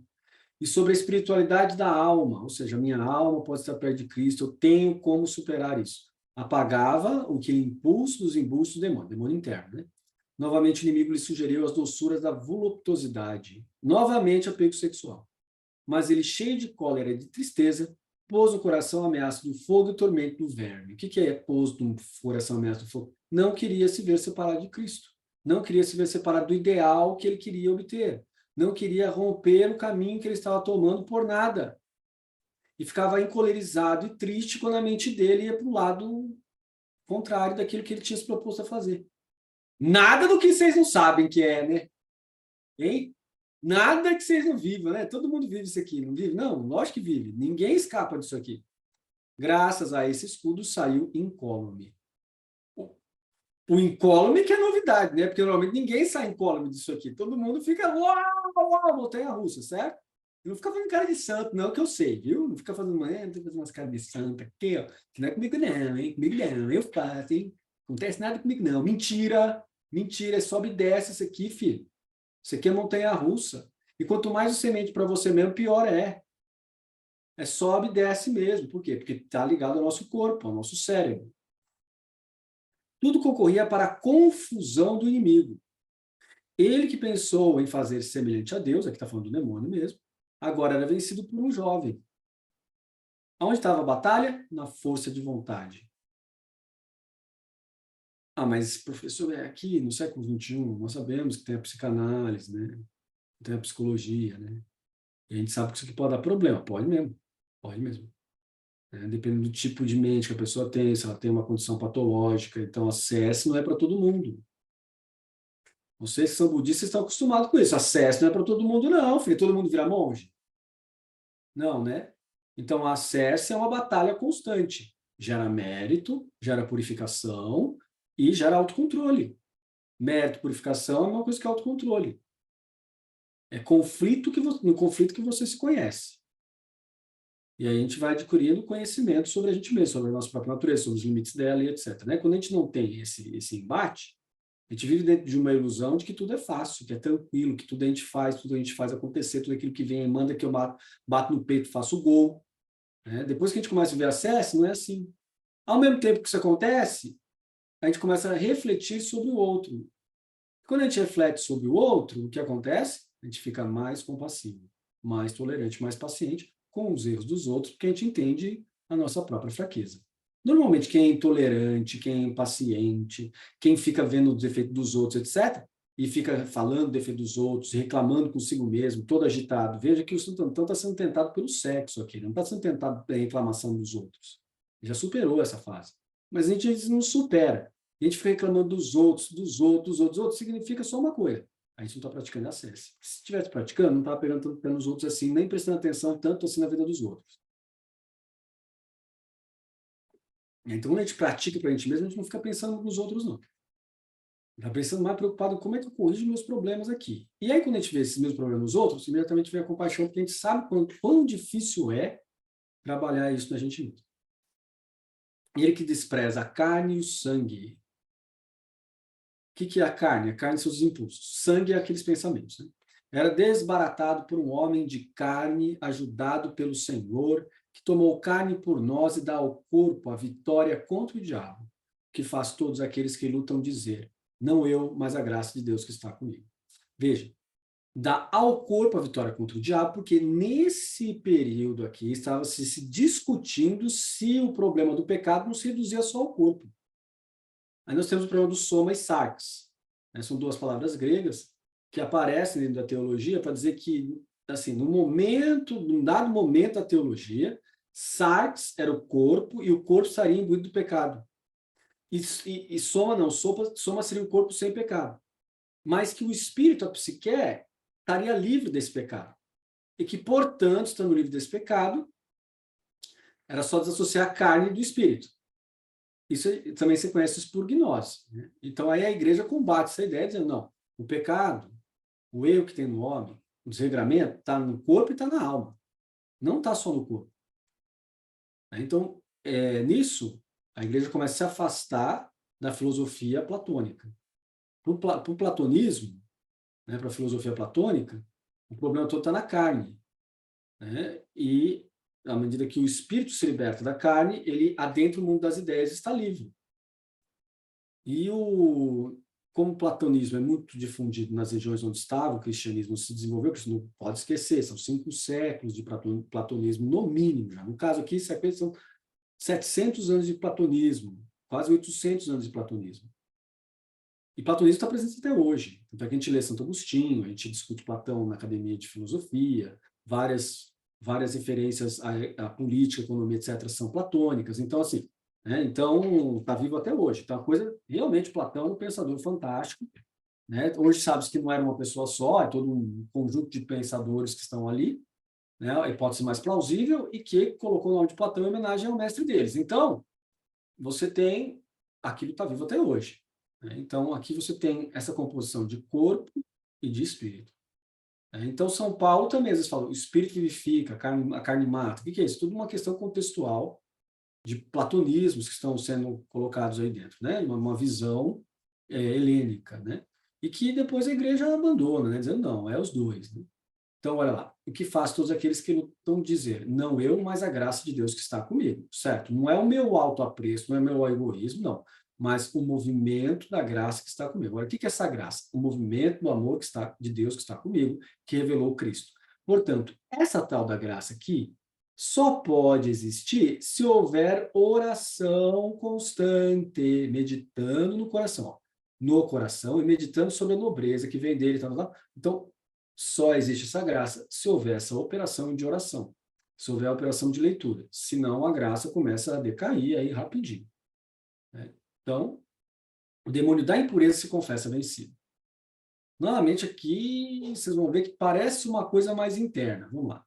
Enfim, o dragão, incapaz de abater Antão com esse meio, e vendo-se rejeitado de seu coração, rangia os dentes fora de si, como está escrito. Tal é espiritualmente, tal se mostrava sensivelmente, aparecendo-lhe sob as feições de menino negro. Um diabinho pretão. Mas não é preto igual a Loiane, é preto, preto. É tipo a Nirvana, assim, ó. Esse bicho preto que tá aí, ó. Nesse escuro, assim, ó. Pretinho, meu. Caindo sobre ele, assaltava-o não mais com pensamentos, porque esse ardil fracassado, mas dizendo com voz humana. O que é isso? Assaltava-o. O molequinho via, batia no Antão, meu filho. Mas descia-lhe o popó. Mas dizendo, enganei a muitos, venci a maior parte, eis que atacando como a muitos, a ti e as tuas fainas fracassei. Ou seja, o capetinha pretinho vai para cima na porrada, não confunda com seres humanos pretos da África, porque não tem a ver. E aí, porrada no Antão. É o capeta da luxúria, é o cara que... Agora, a gente não sabe se é interno, se é externo isso, né? Me parece ser mais interno, mas vamos lá. Antão interrogou, quem és tu? Que me dizes essas coisas? Esse respondeu logo com voz lastimosa. Sou o amigo da impureza, pela qual armei contra os jovens ciladas excitações. Chamo-me o espírito da fornicação. O que é espírito da fornicação? Dá no couro. O que você acha? Fornicar. Entendeu? Fornicar é dar no couro. Antão era virgem? Era nada. Para você tentar desse jeito, não era não. Era virgem nada. Para você tentar nesse nível é igual a tentação de Santo Agostinho, não é virgem não, filho. Mas ele era cristão, ele seguia, tá dizendo isso, né? Que ele nunca disse que ele era puro, que era virgem. Pode ver, a irmã dele talvez, ele não. Enganei quantos queriam viver retamente. Seduzi e fiz mudar de ideia, excitando-os a quantos eram continentes. Porque, ou seja, quem quer se controlar sexualmente, ele começa a citar, manda ideias, etc. É por causa de mim que o profeta censura aqueles que caem. Um espírito de prostituição vos desencaminhou. Profeta Oséias, capítulo 4, versículo 12. Foi por mim, com efeito, que foram arruinados. Fui eu quem muitas vezes te perturbou, e todas as vezes tu me puseste em fuga. Através do quê? De todo aquele método que ele estava ali anteriormente. Então, deu graças ao Senhor, se encorajou contra o demônio e lhe disse, tu és verdadeiramente muito desprezível, porque espiritualmente és negro, não tem nada a ver com carne nem com pele, prestaram atenção? Espiritualmente. E és fraco como um menino. Por isso que apareceu igual menino. A mente do Antão captava ele como menino. Molequinho, sem vergonha. Não tenho mais nenhuma preocupação a teu respeito. O Senhor é meu socorro. Desprezarei meus inimigos. Salmo 117, versículo 7. Olha lá. Olha lá. Olha o nível, né? o nível da compreensão em relação à palavra de Deus ali, a palavra de Cristo, e a cristologia que estava nele, que permitia ele interpretar a partir de Cristo o Antigo Testamento, inclusive os Salmos, permitia com que ele interpretasse uma frase sem sentido como essa: o Senhor é meu socorro, desprezarei meus inimigos. Um espírito de prostituição nos desencaminhou, no sentido da realidade dele. Quer dizer, já tem um domínio bem grande sobre cristologia, ou cristocentrismo. Então, ele já consegue interpretar as coisas, os acontecimentos, retirando a questão das coisas doidas que aparecem na Bíblia histórica e reformulando aquilo no sentido espiritual de acesse, de domínio de si mesmo. A essas palavras, o negro espiritualmente, não carnalmente, né? Não vamos fazer a conexão demêntica, que já aconteceu durante os períodos históricos, de achar que negro tem a ver com capeta. Mas, é uma ausência de inteligência para falar pouco, né? É desprovido de neurônio quem fala isso, né? Essas palavras, o negro fugiu. Ele temia a voz e receava até aproximar-se do jovem. Então, ok. Nós temos um símbolo aqui. Ok, agora vamos para a próxima. Antão, quer dizer, no final, nisso nós vemos que o Antão conseguiu, de certa maneira, equilibrar as suas energias sexuais, suas vontadinhas aí, né? Conseguiu equilibrar, né? Ele conseguiu diminuir o vício que o cérebro dele tinha adquirido, que fica implicado aqui em relação à sua vida ali de fazer sexo com as mulheres, né? Ou com homens, a gente não sabe, fazer sexo ali, então, né? Conseguiu dominar. Dominou, acalmou a situação. De tal maneira que ele não sentia mais esses impulsos. Esse é um texto bom, porque está dizendo para a gente que se você sofre desses impulsos, é possível superar. Não é superar como budista, superar como cristão, que é mais difícil ao meu ver. Por quê? Porque o budista ele fala assim: eu preciso treinar e eu tenho que fazer a minha força de vontade acontecer. O cristão depende mais de Cristo. Não, mas pode ser, mas eu preciso de Cristo, o Senhor me dá a força, vem de fora, tal, não sei o quê. Então não tem essa visão de tipo, eu preciso fazer por mim mesmo. Ou tem? Tem, mas a gente não é condicionado para isso. A gente normalmente é condicionado para acreditar que a força vem de fora. Mas, na verdade, a doutrina católica diz que a força vem de dentro também. Inicialmente vem de fora, depois é com a gente, né? Mas vamos continuar. Antão reforça sua acesse na previsão de novos combates. Então, esse reforço da acesse é aquilo que eu falei para vocês. Inicialmente vem de fora. Depois, mantém a gente quando a gente segue junto. É isso que diz a doutrina. Somente cética, não crente, diz assim: não vejo isso, entendeu? Tá correto, você não vai ver porque é graça. Se você falar assim, não, seu amigo fala assim: mano, você está viajando, meu irmão, isso aí não acontece, para com essa coisa. Ele está certo, ele não vai ver e nem você vai ver. Por quê? Porque é a tal da graça, é uma coisa invisível que está aí. E que ocorre, que dá para ver pelos efeitos, mas empiricamente você não vai ver nada. E onde você vai ver empiricamente talvez alguma coisa? Pelo seu interesse em voltar para os evangelhos, ler, contextualizar, e como eu falei para você, vai para trás da vida do santo e depois vai atrás da ciência. Não fica só ali nos evangelhos, faz uma comparação e balança com os dois. Aí continuando. Tal foi a primeira vitória de Antão contra o diabo. A primeira contra o diabo. Tudo que veio antes não estava combatendo ainda com o diabo, perceberam? Tem gente que acha que o diabo vai se importar em fazer você parar de comer pão. Vai se importar em parar de fazer você fumar. Você não tem que comer, nem chegou. É lá na frente, você tem que passar por tudo isso. Lá na frente. Então não fique achando que o capeta está embaixo da sua cama ou que vai pegar no seu pé porque você come brigadeiro, filho. É você com você.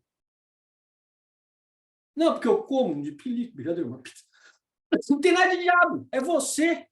E aí, é bom. Por quê? Porque é você com você. Aí tem condições. Quando não tem condições, tem uma força externa. Aí tem que lutar muito mais. Né? Ah, mas não consigo nem com a minha força, nem comigo mesmo. Ah, então tem um problema. Você precisa querer mais. Precisa querer superar você mesmo mais. Então, tal foi a primeira vitória de Antão contra o diabo. Mas foi antes, em Antão, o sucesso do Salvador que condenou o pecado na carne a fim de que a justiça da lei se cumprisse em nós, que não caminhamos segundo a carne, mas segundo o Espírito. Romanos 3-4. Para que serve essa passagem? Para te lembrar que você tem a vitória na sua mão. Se Deus te deu a graça de ser um cristão e você foi batizado, recebeu os sacramentos, ou se você acredita em Cristo, não foi batizado, tal, não importa. Quando você acredita em Cristo. você já tem as premissas da graça em você. Tendo, você tem como ser vitorioso. Então, não adianta vir com o negócio de falar assim, eu tento, não consigo. Já ia falar de vitimização? Pessimismo, vitimização? Já ia falar, então. Não cabe. Por quê? Porque no momento que você tem a graça, você tem. Tendo, luta. Luta e melhora. Não tem, não cabe mais assim, não é possível, eu sou ruim. Já viu, eu sou ruim? Eu sou ruim. Eu não consigo. Isso chama-se pessimismo. E vitimização. Não, senhor. Os outros não me deixam conseguir, porque todo mundo chega para mim com um pedaço de pizza. Aí eu como, entendeu? Porque ninguém me ajuda. Isso chama-se vitimização. Então, nós temos dois problemas, pessimismo e vitimização. Com aquilo que está escrito aqui na Carta aos Romanos, capítulo 8, versículo 3 a 4, acabou com a sua vitimização. E acabou com o seu pessimismo. Por quê? Porque Cristo está em você. Foi dada a graça para você. Foi. Então, agora trabalha, filho. Trabalha, filho. Não tem mais de falar no consigo. Está aí a força dele e você consegue. É assim que pensava Antão. Antão não tirou o pretexto da derrota do demônio para se negligenciar e cair na presunção. Eu venci o demônio, então agora eu estou livre. Não fez isso, continuou mantendo a coisa. Por isso que eu acho que é interno isso aqui. Né? Porque se fosse externo, o cara vai embora e te deixa, você está livre. Mas se ele mantém, é porque ele sabe que é ele com ele mesmo. Por outro lado, vencido o inimigo, não cessou de preparar-lhe ciladas. Vagava como um leão, procurando ocasião contra ele. Isso aqui é a carta de Pedro, que compara o leão com o demônio. Mas não esquece que o símbolo romano era águia, mas também era leão.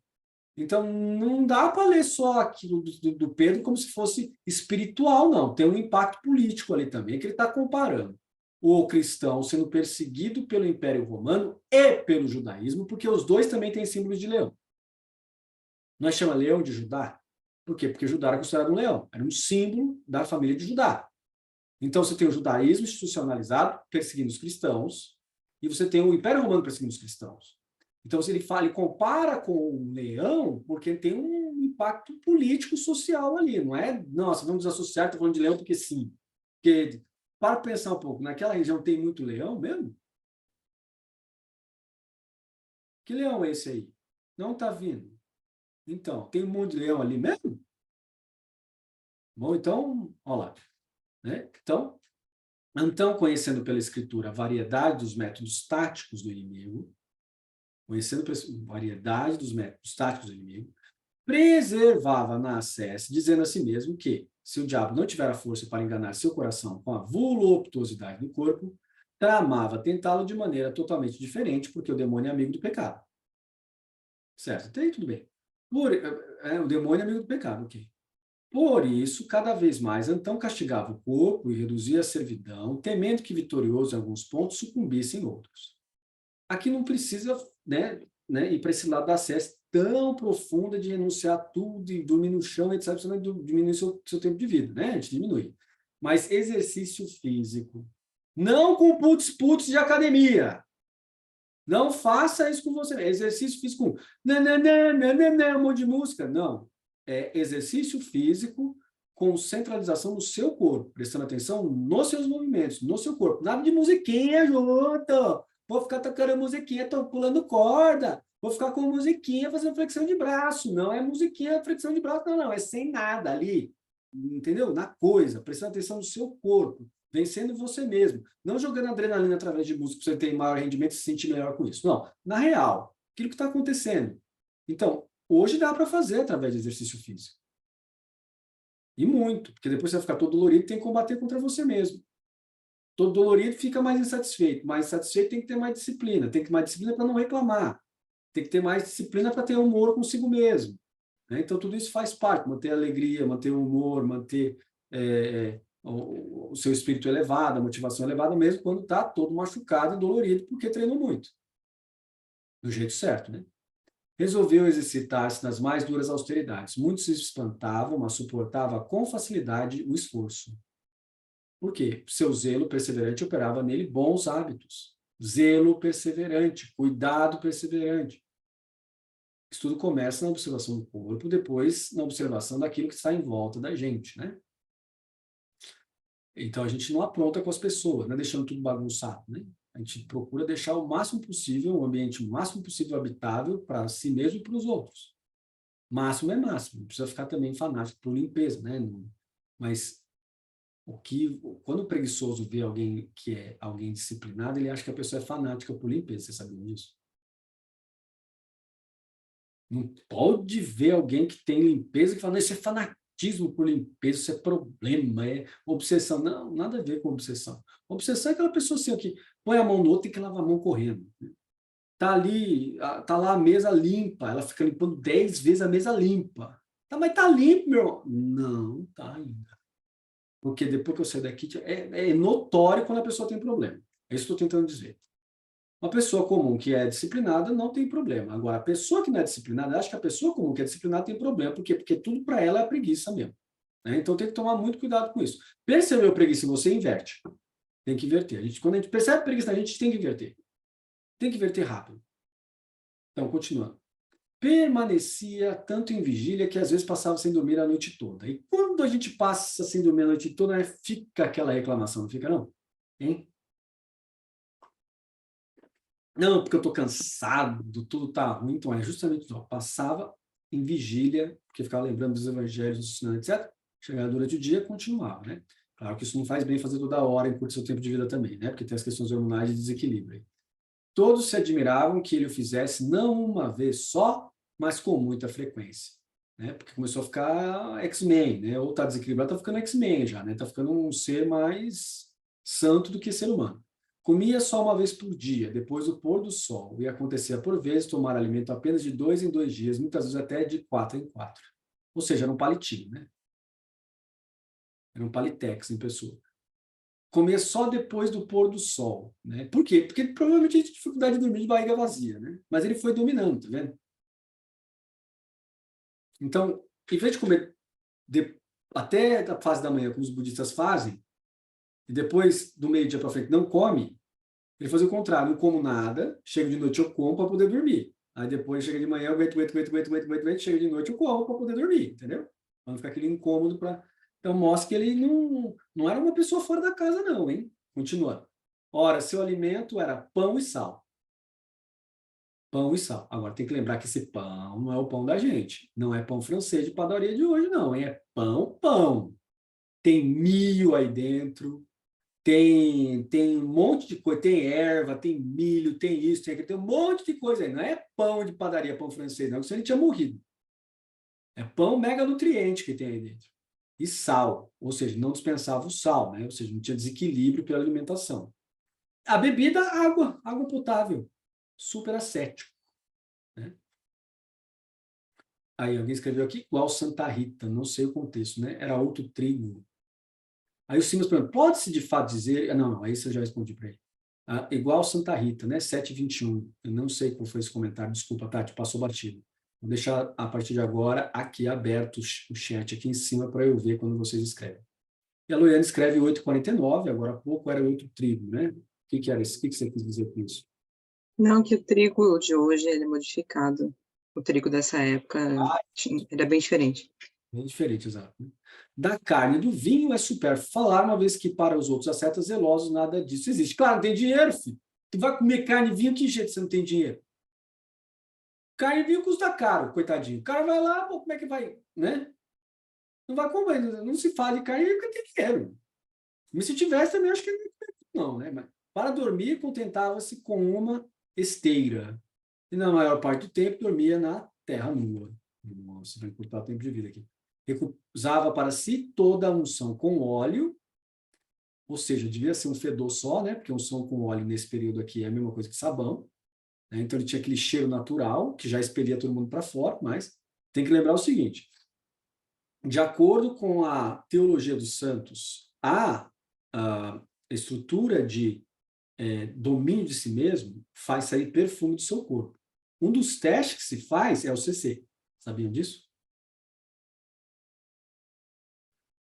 Se você tem uma disciplina pura, imagina isso, Fernandão, disciplina pura, não toma banho, que sai cheirinho gostoso, entendeu? Sai perfuminho, sai cheiro de rosas. Não tomou banho, tá cheio de CC, tu tá podre. Tem essa acesso espiritual até hoje. Tem essa ideia de verificar através do cheiro do sovaco. É o cheiro natural. Tá cheirando esquisito? Tá. Tá faltando virtudes. porque os santos têm cheiro bom. Olha que coisa, né? Para dormir, contentava-se com uma esteira e tal. Recusava-se para unção com óleo, dizendo que aos jovens mais convinha exercitar-se com entusiasmo na cesse e não procurar o que amolece o corpo, mas antes exercitá-lo nos esforços, né? Nas falhas, né? Nos esforços. Meditava a palavra do apóstolo: quando sou fraco, então é que sou forte. 2 Coríntios 12, 10. O que é isso? Quer dizer que ele falava várias vezes. Isso aqui quer dizer que, assim, quando eu sou fraco, é que sou forte. Eu vou falhar muitas e muitas vezes, mas falhando muitas e muitas vezes, eu estou ficando forte. Quando eu falho, é que eu sou forte, porque eu me levanto depois de ter falhado. Agora, não pode ser malandrão, né? Com isso aqui, fala assim, não, tudo bem, então eu vou falhar todas as vezes, né?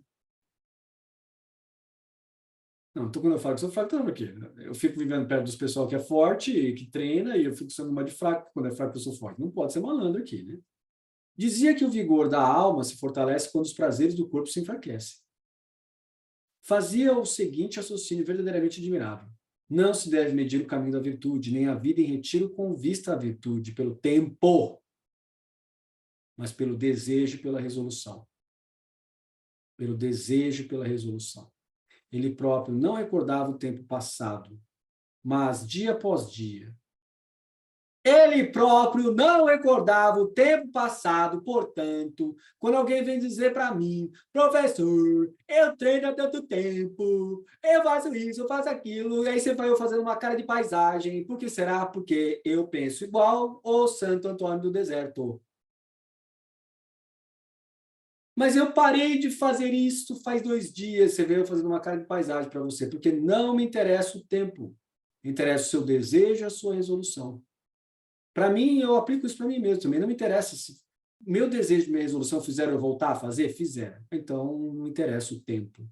Foi daqui a 2 horas, foi 10 dias, foi 10 anos, não interessa. Desejo e resolução. Ele próprio não recordava o tempo passado. Mas dia após dia, como se estivesse iniciando na SESC, como se estivesse iniciando, mais se esforçava para progredir, repetindo continuamente a palavra de São Paulo, esquecendo-me do que fica para trás e lançando-me para o que está adiante, prossigo para o alvo. Você conhece isso do Dhammapada, quem treina Buda Dharma conhece isso do Dhammapada. Passado é passado, o futuro ainda está por vir, o que importa é o agora, é a mesma coisa. Lembra-se também da palavra de Elias: vive o Senhor diante do qual estou agora, hoje. Não ontem, para ficar falando das minhas glórias do passado, nem para as coisas erradas que eu fiz no passado. Não. Hoje. E se os outros me falarem do meu passado, falando que eu fui muito ruim no passado? Tá certo. Me arrependo mais e corrijo mais ainda agora. Aí você não se sente mal, falando, não fica se defendendo, falando assim, eu não fiz, eu não fiz. Não. Por quê? Porque não leva a lugar nenhum. Você está me dizendo que eu fiz? Então eu fiz. E a partir de agora eu não faço mais. E me esforço para não fazer mais. E ponto final. Agora, não é atitude malandro. E eu não fiz. Tá bom, mas você fala que eu fiz. E a partir de agora eu não faço mais. Mas não mexe uma palha para não fazer. Malandro. E malandro dentro de comunidade de asceta não tem vida longa. Vai ser expulso rapidinho. Por quê? Porque a seta precisa de gente esforçada. Não pode ter gente ruim perto, porque puxa para baixo. Então, toda vez que vocês são esforçados, você ajuda quem está em volta de você. Toda vez que você deixa de ser esforçado, deixa de ser disciplinado, é displicente, deixa as coisas sujas, deixa as coisas para os outros fazerem. Pensa assim, o outro faz por mim. O que acontece? Você prejudica todo mundo. Principalmente numa comunidade onde as pessoas treinam a acesse, o autodomínio e a disciplina. Ah, mas e daí? Eles se viram. Não, é verdade, eles se viram, mas não cobre se você for expulso. Não cobre. Por quê? Porque você deu causa. Então, tem que ajudar os outros, tem que superar a si mesmo, por compaixão aos outros, por amor aos outros, você tem que fazer. Já que você não tem por você mesmo, porque o correto é ter por si mesmo, então pelo menos pelos outros tem. Se não tem nem por si mesmo, nem pelos outros, ali não é o seu lugar, você vai ser expulso. Então tem que mudar a si mesmo, constantemente. Observava que, dizendo hoje, Elias não contava o tempo passado. Por isso, como se estivesse sempre no começo, esforçava-se todos os dias para se mostrar tal como se deve comparecer diante de Deus, com o coração puro, ou seja, com uma intenção pura, que é com intenção pura? Desapegada, né? Eu quero trabalhar eu mesmo, eu quero superar, por exemplo, minha vaidade. Eu quero superar minha indisciplina em relação a tomar banho. Eu quero superar a minha disciplina em relação a escovar dente. Eu quero superar a minha disciplina em relação a lavar minha roupa. Eu quero superar a minha disciplina em relação a parar de comer brigadeiro, parar de comer doce, parar de comer isso, parar de comer aquilo. Eu quero superar a minha disciplina porque eu durmo demais. Eu quero superar a minha disciplina porque eu durmo de menos. Isso é o coração puro. E pronto, a obedecer à sua vontade. Aqui tem que ter os evangelhos, né? A expressão da vontade de Cristo nos evangelhos. E a nenhuma outra. Dizia que o asceta deve aprender sempre da conduta do grande Elias, como no espelho, a vida que deve levar. Aí tem que ler a história de Elias, né? Nós temos diversos elementos da história de Elias. Qual ele está falando aqui, eu não sei. Qual delas, né? Do Elias aqui. Tem vários elementos do Elias, né? E o Elias tem que ser lido novamente dentro daquilo que hoje, na antropologia religiosa, na arqueologia, se coloca sobre Elias, né? Não vai só ler o Elias sob o ponto de vista do cristianismo tradicional. Você precisa ler também Elias diante da descoberta científica, tá bom? E aí depois, retirando em túmulo, suporta heroicamente os cruéis desídios dos demônios. Isso não vai dar para a gente ver hoje, tá bom? Então nós vamos ver isso na próxima. Eu sei que vocês estão todos interessados, falando, cara, me dá mais. Mas você precisa descansar o seu corpo, né? Eu também. Então, nós veremos isso nas próximas aulas, tá bom? Então, assim que o meu pulmão melhorar, nós vamos ter as 3 sessões. A última sessão é sempre uma espiritualidade da patrística. Se não está no deserto, tem tudo a ver com a gente vai ficar vendo ele até terminar aqui a vida de Santo Antônio no deserto ou Santo Antão. Tá bom? Então é isso. Obrigado, até mais, tchau.